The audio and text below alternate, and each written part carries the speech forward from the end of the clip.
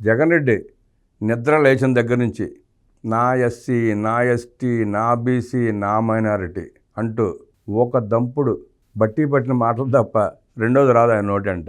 ఆయన చేసిన దుర్మార్గం ఎంతటిదంటే, మొన్న ఎన్నికల్లో చంద్రబాబు నాయుడు గారు కళ్ళు గీత కార్మికులను ఆదుకుంటా, వారికి చేతునిస్తా, వ్యాపార వృద్ధిలో వారిని భాగస్వామ్యం చేస్తా అని చెప్పి హామీ ఇచ్చారు ఆయన. ఆ ఇచ్చిన హామీ మేరకు 335 మద్యం షాపులను వారికి కేటాయిస్తే, అది కూడా ప్రభుత్వానికి కట్టే లైసెన్స్ ఫీజులో 50% మినహాయింపు ఇచ్చి, అంటే సుమారు ₹1 కోటి మద్యం షాప్ ఫీజు ఉంటే ఆ కళ్ళు గీత కార్మికులకి 50 లక్షలకే లైసెన్స్ ఇచ్చేలా ఆయన వారిని ప్రోత్సహిస్తుంటే, కళ్ళు కుట్టిన జగన్ రెడ్డి పైకి కబుర్లు తప్ప కడుపంతా విషయం ఆయనకి. ఏ ఎస్సీ, ఏ ఎస్టీ, ఏ బీసీ, ఏ మైనారిటీ మీద ఆయనకు ప్రేమ ఉండదు. ఓట్ల కోసం మాత్రం నాటకాలు ఆడుతూ ఉంటాడు. ఆ 335 మద్యం షాపులు కేటాయించారన్న కడుపు మంటతో, ఫీజులో రాయితీ ఇచ్చారన్న కడుపు మంటతో 35 పిటిషన్లు వేయించాడండి ఆయన కోర్టులో. ఇవ్వటం కుదరదు, ఎట్లా ఇస్తారు అని కొన్ని పిటిషన్లు. ఫీజులో రాయితీ ఎట్లా ఇస్తారు, ఫీజులో రాయితీ ఇస్తే వాళ్ళు మద్యాన్ని తక్కువ రేటుకి అమ్ముతారు, మేము అంత లాస్ అవుతాం అని చెప్పి తన చెంచాలతో పిటిషన్లు. ఇక్కడ మనం అర్థం చేసుకోవాల్సింది ఏంటంటే, ఆ పిటిషన్ వేసినట్టుగానే బుద్ధి జ్ఞానం ఉండాలి. ఫీజులో రాయితీ ఇచ్చాడు, ఓకే, వెనకబడిన వర్గాలు కాబట్టి వారిని ఆదుకోవడం కోసం చంద్రబాబు నాయుడు గారు చేసిన ఆలోచన, దాన్ని మెచ్చుకోవాలి. ఆ ఫీజులో రాయితీ ఇవ్వడానికి మద్యం ధరలు తగ్గించడానికి ఆ సంబంధం ఉంటుందా? మద్యం బాటిల్ మీద ఎంఆర్పి ఉంటుంది, అది ఏ షాపులో అయినా ఒకటే రేటు ఉంటుంది, రాష్ట్రం అంతా ఒకటే రేటు ఉంటుంది. దాని మీద కూడా పిటిషన్ వేశారు. మేము ₹1 కోటి పెట్టి లైసెన్స్ కొనుక్కున్నాము, ఆ లైసెన్స్ 50 లక్షలే, వాళ్ళు బాటిల్ రేటు తగ్గించి అమ్మితే మా పరిస్థితి ఏంటని. ఎందుకు తగ్గించి అమ్ముతారు? ఎంఆర్పి ఏ రేటుకు ఉంటే ఆ రేటుకి అమ్ముతారు. జగన్ రెడ్డి కంటే ధమాకా ఉండదు. ఆ పిటిషన్ వేసినట్టుగా ఉండాలి కదా. అయినా అంత కడుపు మంట ఎందుకండి మీకు? 335 షాపులు బీసీ వర్గాలకి కేటాయిస్తే అంత ఏడుపు ఎందుకు? పేక కోసిన కోడిలాగా గిలగిల కొట్టుకుంటున్నారు 4 రోజుల నుంచి. చంద్రబాబు గారు బీసీలకు న్యాయం చేయడం ఏంటి, వాళ్ళకి తోడ్పాటు ఇవ్వడం ఏంటి, వాళ్ళు వ్యాపారాలు చేయడం ఏంటి? మొత్తం నువ్వే తినేయ్యా, మొత్తం నువ్వే దోసుకో. 5 ఏళ్ళు దోసుకున్నావు కదా, ఇంకా చాలా నీకు. ఉపాధి లేకుండా నోట్లో మట్టి కొట్టారు, వారు బాగుపడితే ఓర్చుకోలేరా? బీసీల ద్రోహి అనడానికి ఇదే నిదర్శనం. వారి సంక్షేమం టీడీపీతోనే సాధ్యం. కూటమి ప్రభుత్వం కళ్ళు గీత కార్మికులకు రాష్ట్రంలో 330 మద్యం షాపులు ఇచ్చి వారిని ఆర్థికంగా బలోపేతం చేస్తుంటే, వైసీపీ హైకోర్టులో దాదాపు 35 రిట్ పిటిషన్లు వేసి అడ్డుకోవాలని చూడటం దుర్మార్గమని గౌడ కార్పొరేషన్ చైర్మన్ వీరంకె గురుమూర్తి ధ్వజమెత్తారు. ఆయన విలేకరుల సమావేశంలో మాట్లాడుతూ, రాష్ట్రంలో ఎన్డీఏ ప్రభుత్వం గీత కార్మికులకు జీవో 13 తెచ్చి రాష్ట్రంలోని 3,396 వైన్ షాపుల్లో 10% గీత కులాలకు ఇవ్వాలని నిర్ణయించిందన్నారు. ఈ నిర్ణయం వల్ల గౌడ, సెట్టిబలిజ, ఈడిగ, యాత లాంటి ఉపకులాలకు ఎంతో ఉపయోగపడుతుందని తెలిపారు. 10% అంటే 330 దుకాణాలు కళ్ళుగీత కార్మికులు ఇచ్చి వారిని ఆర్థికంగా బలోపేతం చేయాలన్నదే ప్రభుత్వ ఉద్దేశమని వివరించారు.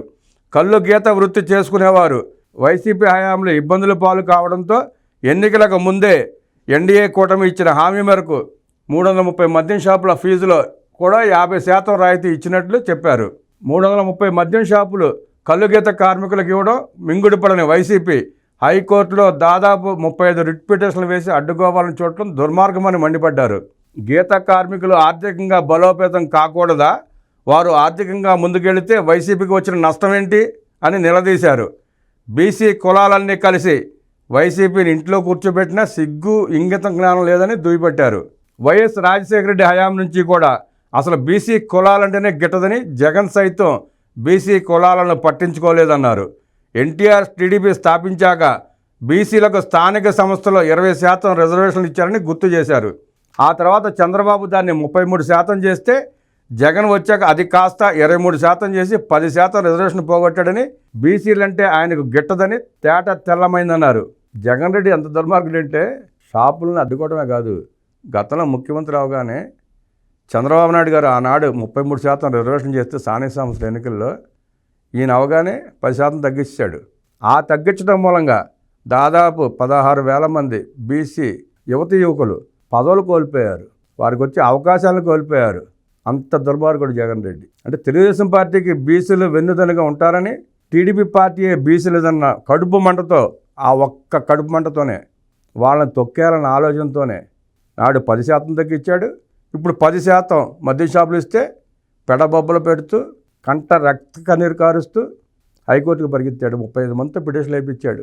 నీ దుర్మార్గాన్ని తెలుసుకోలేనంత అమాయకులు కాదు బీసీలు. జగన్ రెడ్డి టీడీపీ హయాంలో గీసేవాడిదే చెట్టు అనేలా ఉండేది.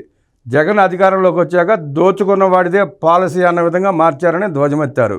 కల్లు గీత కార్మికులను తగ్గించి తప్పుడు లెక్కలు 2 లక్షల మంది కల్లు గీత పనిపై ఆధారపడి జీవిస్తుంటే 90,000 మంది మాత్రమే ఉన్నారని తప్పుడు లెక్కలు చూపారు. జగన్ తెచ్చిన చీప్ లిక్కర్ పాలసీ వల్ల గీత కార్మికులందరూ రోడ్డున పడ్డారు. బడుగు బలహీన వర్గాల ప్రజలు చీప్ లిక్కర్ తాగి 50,000 మంది దాకా చనిపోయారు. 35 లక్షల మంది కిడ్నీ లివర్లు దెబ్బతిని పక్షపాతం వచ్చి రోగాల బారిన పడ్డారు. నువ్వు అమ్మిన చీప్ లిక్కర్ వల్ల 50,000 మంది చనిపోయారు. పొట్టను పెట్టుకున్నావు, చనిపోలా. నీ దుర్మార్గానికి నీ డబ్బాస్కి బలైపోయారు 50,000 మంది. మరో 35 లక్షల మంది కిడ్నీ లివర్ రకరకాల జబ్బులతో నరక యాతన అనుభవిస్తున్నారు. నీ పాపం మూల, నీ దుర్మార్గం మూల, నీ దోపిడీ వల్ల లక్షల మంది ఉసురు తీసుకున్నావు. ఇంకా నీ కడుపు మంట చల్లారలా. ఆ బీసీల మీద అంత ద్వేషం నీకు. బడుగు బలహీన వర్గాలంటే జగన్కు కక్ష. జగన్ అధికారంలోకి రాకముందు తాను అధికారంలోకి వస్తే కళ్ళు గీస్తూ చెట్టుపై నుంచి ఎవరైనా ప్రమాదవశాత్తు మరణిస్తే 10 లక్షలు ఇస్తానని చెప్పి ₹1 ఇవ్వలేదు. హామీ ఇచ్చాడు ఓట్ల కోసం. ఆనాడు అమాయకంగా నమ్మేశారు. 2019, 2004 మధ్యలో సుమారుగా 60 మంది చనిపోయారు కళ్ళు గీస్తా. ఏమైంది నీ హామీ? ఒక్కరికి ₹1 ఇచ్చావా? నోరుంది కదా అని ఆనాడు వాగ్దానం చేసావు 10 లక్షలు అంత ఇస్తానని చెప్పి. ఒక్కరికి ₹10 ఇవ్వాల. ఇప్పుడు అదే 2014, 19 మధ్యలో చంద్రబాబు నాయుడు గారి పాలనలో ఏ ఒక్కరికి ప్రమాదం జరిగినా గీత కార్మికుడే కాదు, ఏ వర్గానికి చెందిన ప్రజలు మరణించిన చంద్రన్న బీమా పథకం కింద ₹5 లక్షల వచ్చేవి. ఆ పథకాన్ని నాశనం చేసావు, నిర్వీర్యం చేసావు. చంద్రబాబు గారి పేరుంది కాబట్టి నువ్వు ఆ పథకాన్ని ఇంప్లిమెంట్ చేయాల. పోనీ పేరు మార్చుకుని చేయొచ్చు కదా. అంటే మీ నాన్న పేరు పెట్టి ఆ పేద వర్గాలకి ఇన్సూరెన్స్ ఇవ్వడానికి కూడా నీ మనసు రాలా. అంటే దాంట్లో లాభం వస్తే చేసేవాడు, లాభం కనబడి ఉండదు నీకు, అందుకే ఎత్తేసావు. మీ నాన్న రాజశేఖర రెడ్డి కూడా తక్కువేం చేయాల. ఆనాడు మీ నాన్న పాలనలో పట్టణాల పరిధిలో 100 మీటర్లలోపు కళ్ళు గీత కార్మికులు షాపులు పెట్టకూడదని వారిని రోడ్డున పడేశాడు. ఆయన చాలా అన్యాయం చేశాడు ఆ వర్గానికి. నువ్వు అదే చేసావు. నువ్వు ఇంకా కంటిన్యూ చేసావు. మీ నాన్న 55 అంటే నువ్వు 100 మీటర్ల పరిధిలో ఉండకూడదని అధికారంలోకి వచ్చి దాదాపు 4,000 కళ్ళు దుకాణాలు మూయించావు.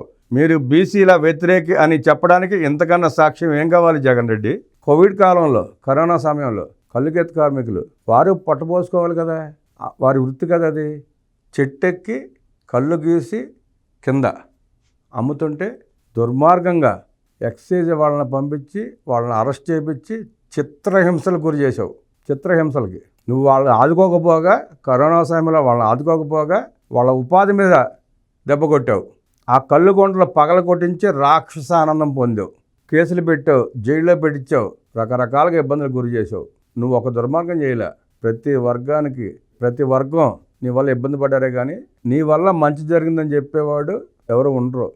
నీ పేటీఎం కూలీలు తప్ప మనిషి ఎవడో ఉండడు. జగన్ రెడ్డి వల్ల మాకు మంచి జరిగిందని చెప్పే మనిషి రాష్ట్రంలో ఒక్క నీ పేటీఎం కూలీలు తప్ప, లేకపోతే నీ భజన బృందం తప్ప రెండోవాడు ఉన్నాడు. ఎన్టీ రామారావు గారు ముఖ్యమంత్రిగా ఉండగా రంపచోడవరం వద్ద పందిరి మామిడి అనే గ్రామంలో 60 ఎకరాల్లో తాటి పరిశోధనా కేంద్రాన్ని పెట్టి గీత కార్మికుల భవిష్యత్తులో వెలుగులు నింపారు. కళ్ళుతో పాటు నీరాను తీసే కార్మికులకు ఉపాధి కల్పించేలా చర్యలు చేపట్టారు. తాటి నీర క్యాన్సర్ను నిరోధిస్తుంది, తాటి ఉత్పత్తులు రావాలి, తాటి బెల్లం తయారు కావాలని వారిని ప్రోత్సహించారు. నేడు జగన్ రెడ్డి కళ్ళు గీత కార్మికులకు ప్రభుత్వం తరఫున వచ్చే పథకాలను చెడగొడుతున్నారు. ఇలా చేస్తే రాష్ట్రం నుంచి పంపించేస్తాం, 11 సీట్లు కూడా లేకుండా చేస్తాం. ఆ సత్తా బీసీలకు ఉంది. ఖబర్దార్, బీసీల జోలికి రావద్దు, వారికి వచ్చే కొద్దీ అవకాశాలను కాలరాయొద్దని హితవు పలికారు. బీసీల శ్రేయాభిలాషి, బీసీల సంక్షేమం కోరుకునేది చంద్రబాబు అయితే బీసీల పొట్టన కొట్టే దుర్మార్గుడు జగన్ రెడ్డి అని గురుమూర్తి గారు మండిపడ్డారు. ఎవరు ఎన్ని మండిపడ్డా ఆ జగన్ రెడ్డి మారడు. ఆ 11 సీట్లని 0 చేస్తే బుద్ధి జ్ఞానం వస్తుంది.